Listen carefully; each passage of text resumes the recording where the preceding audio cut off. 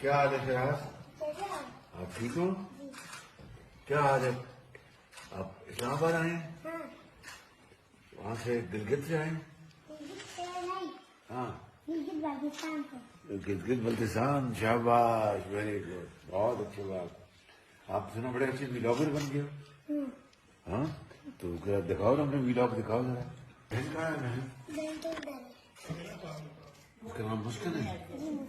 हाँ, हेलो मुस्कान, क्या हाल है आपका? हाँ, अस्सलाम वालेकुम मुस्कान। क्या व्लॉग करते हैं आप? व्लॉग बनाते हैं। बनाए ना, हमको बताएं। तो बड़ी खुशी हुई है आपको मिलके? शराज से बड़ी खुशी हुई है। आपको भी मिलके मिलकर। अच्छा, स्कूल का बताओ। मेरा नाम पता आपको?